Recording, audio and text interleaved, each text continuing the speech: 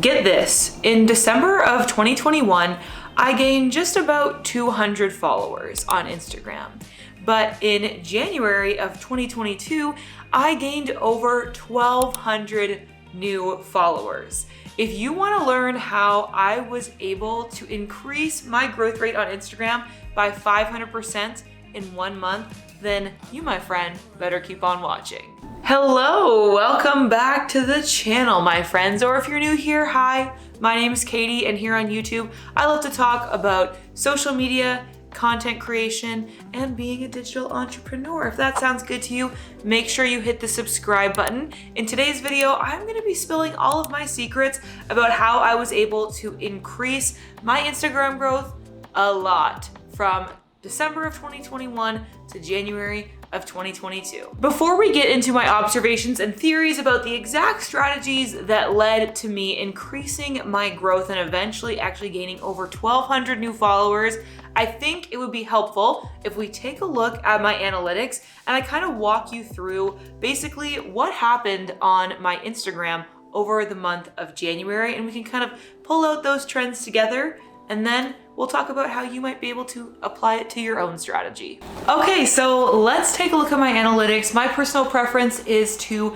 go through my analytics on Later because I use Later as my go-to scheduling platform for Instagram, and it has a nice little analytics feature that's just a little bit easier to look at on desktop than going through the app on Instagram. So let's open it up. So from the main Later page, we're just gonna go over to the analytics section and take a look at how my Instagram performed. So from this overview page, the first thing that I like to look at is the profile growth and discovery, because I think this kind of paints the overall picture of how my Instagram's been growing. So let's just take a look first at December and what we're working with there. So you can see that especially at the beginning of December, things were really slow for me. And near the end of the month, it started to pick up because I was kind of starting to post a little bit more often again. And this is also when I posted my year-end review TikTok reel, But you can see that I grew just over 200 followers and my growth rate was just under 1%.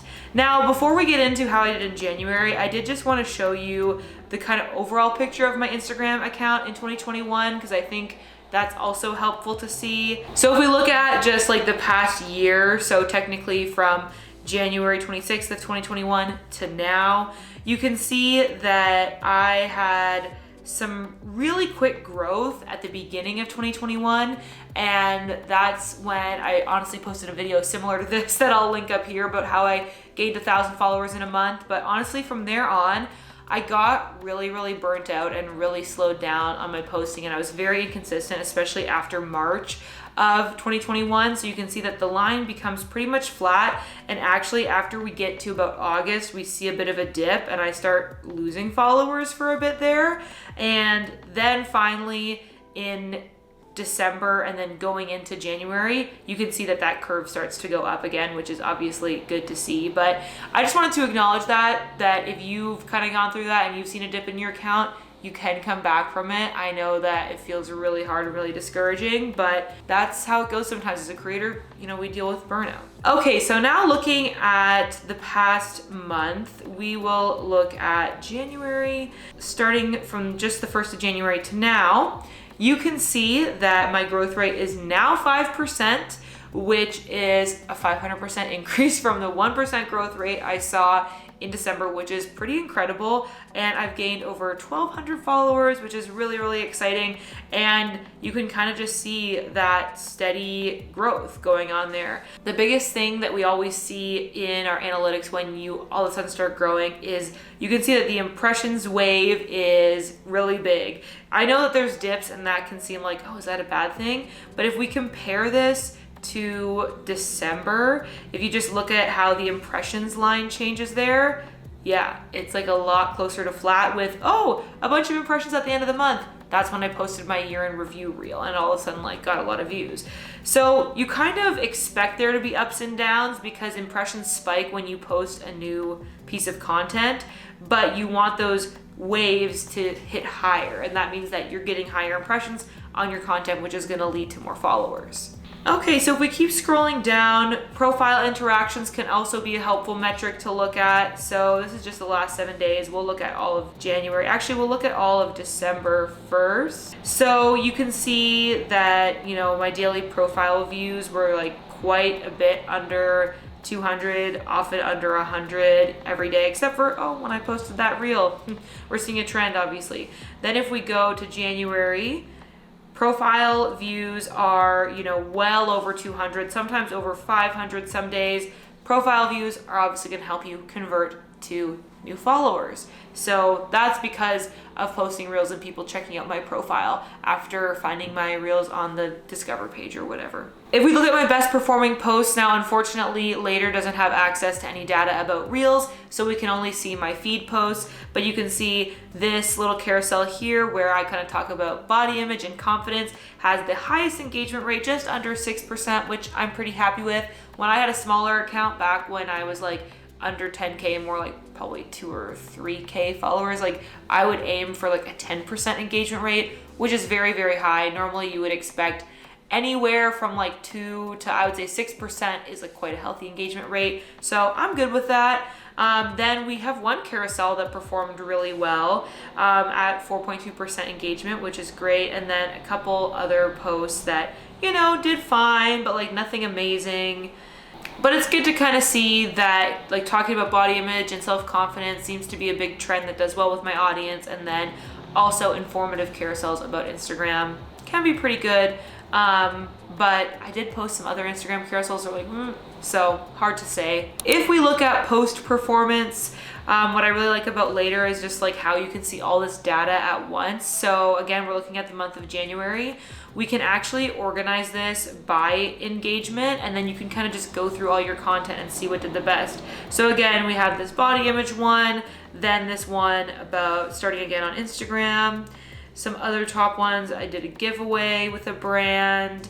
And then you kind of start to see that not all of my carousels did so well. Like they're sort of at the bottom. This one I literally just posted like 2 hours ago, so I do imagine this will increase throughout the rest of the day. Hopefully, we'll see. But yeah, these two carousels like came in right around 1% engagement, which I feel like is quite low. So I don't know. We might switch things up with the carousels. I'll talk more about that later in the video. So yeah, I just think it's interesting to take a look at analytics and see what there is to learn from them. By the way, let me know if this sort of like analytics report stuff is interesting to you all. I'm thinking about doing this as a monthly series where I would check in on my Instagram insights at the end of each month and kind of show you how my strategy performed and maybe give you a few ideas of what you might be able to apply or learn from my successes and also my mistakes. So if that sounds interesting to you, let me know in the comments. So let's just cut to the chase. It's all about the reels. And I'm sure you're not surprised to hear me say that. But here's the thing. Instagram Reels are a part of any solid growth strategy on Instagram these days. I mean, my friends, it's 2022.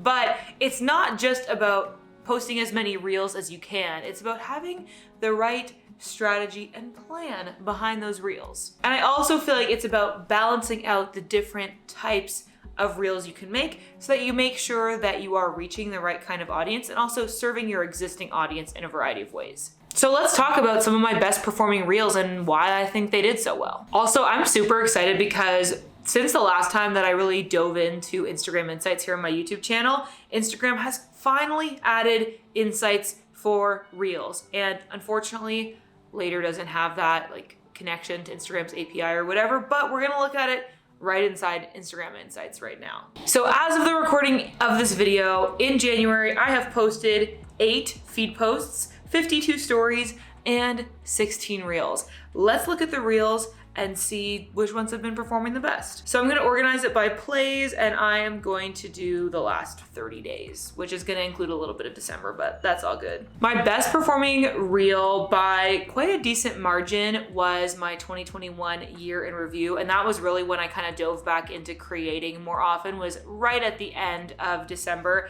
And I feel like this one performed so well because it was tapping into a really popular trend at the time, and I wouldn't say I was the most like early adopter adopter of this trend, but I was at the earlier end. So I think people were still like excited by them and they weren't kind of annoyed by them at that point. So anyway, that one really popped off for me. My next few most popular reels actually kind of surprised me. So looking at my like top 6 here, we have one that was following this audio trend. So that's like the 2021 year in review.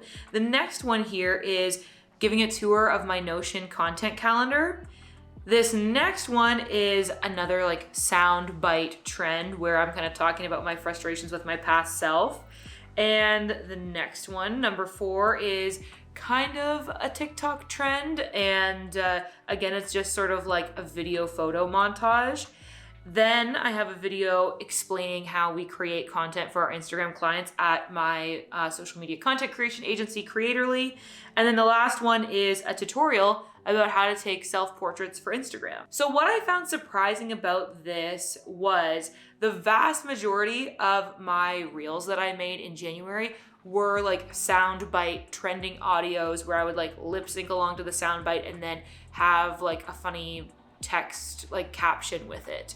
But that is not very well represented in my top 6 here. Really only this one about being inconsistent on YouTube cracked my top 6 that was a soundbite audio, and pretty much everything else below this is following that sort of format. And what we actually see more well represented in this top 6 is tutorials, like walking through my Notion content calendar and how to take self-portraits. And then another kind of cute like photo/video montage trend, similar to that one right above it. And then finally, this one kind of talking through our process. So the reason why I'm surprised by this is because I went into January really thinking that people don't like talking reels. Like people just like to see lots of visuals. They like the sound bites, they like the trends, but nobody's gonna watch like a long form speaking video on Instagram Reels. But clearly this one about my Notion content calendar and then this one about how we create Instagram content for clients disproved that theory. I was so sure about that strategy that I even created some longer form TikTok videos that I didn't end up posting to Reels, partially because they're 3 minutes long or up to 3 minutes long, but mostly because I thought that people on Reels wouldn't like them. So that is a big surprise for me. I might try to start incorporating more voiceover or talking Reels into my future strategy. Really, I think what I learned though from the performance of these Reels is that balance is super important. Just like I've been talking about on this channel for several years now, when it comes to Instagram content, you want to be able to serve your audience and provide value in 3 main ways, those being encouragement, education, and entertainment. And I think the same applies to Reels. I kind of went into the month thinking that Reels were just going to be for entertainment, so that's why I really leaned heavily into that soundbite trending audio kind of thing. But really what I learned is Reels can perform really well too if they're educational or encouraging. So I think that's something that I'm really going to shift moving into my future strategy, is thinking about how I can do Reels in a variety of different ways and not just depending on the really easy low-hanging fruit of trending sound bites. Because sometimes those pop off and like do really well, but not all of the time. It's not something you want to depend on. By the way, if analyzing your own like Instagram insights and kind of determining a strategy for yourself is something that you've been struggling with, I did want to let you know that me and my business, Creatorly Media, actually offer Instagram audits where we do this exact kind of thing. We look at your results, like your engagement, your Reels views, and then we write a whole digital report card explaining how you could improve your Instagram strategy and ideas for future posts for you. So anyway, if this kind of last section felt a little overwhelming, or if you feel like you would like an outside expert opinion on your Instagram and how you specifically can grow, then check out the link in the description because we'd love to do an Instagram audit for you. The second big takeaway that I had from looking at my insights and my growth this past month is that posting consistently and frequently are really, really helpful. Now, I hesitate to even emphasize this too much because I don't want to stress you out or make you feel like you need to post every single day or multiple times a day to grow, because that's not true. And I really think that if you end up focusing too much on quantity and not enough on quality, you're not going to see the results anyway. So this is really going to vary depending on each person, but I think that if you can shoot for consistency and maybe like a slightly higher frequency than what you're currently doing, then you might kind of see that push for more results. But don't burn yourself out by just trying to have this like mad dash to post and post and post. Like, that's not going to be helpful. My strategy for being able to post reels, not quite every day, but close to every day on Instagram, is actually by batching them ahead of time. Now, I get questions about this a lot, especially since I posted this video about how I batched my like month of February's content in one day, sort of. People have been asking, okay, but will the trends still be trending by the time that you post that content? And I think that's a really interesting question. It's something that I'm kind of like experimenting with to see how viable it is to batch reels this much in advance. What I did find for January is that I still got good results. Even though some of the audios that I've been using maybe aren't as trendy on like TikTok as they were when I first found them back in December, they still perform just fine on Reels. And I think a part of that is when you create something that is just genuinely relatable and genuinely funny, it doesn't matter if it isn't like super, super trendy at the moment. Like, I think it'll still connect with people and perform well. But this is definitely something that I'm gonna keep sort of analyzing, and I'll report back to y'all on it, because I do think it is interesting and probably one of the bigger challenges when it comes to being consistent with Reels or TikTok for that matter, because you feel like you're always like chasing trends, and can you really batch ahead of time if you're doing trends and all that stuff.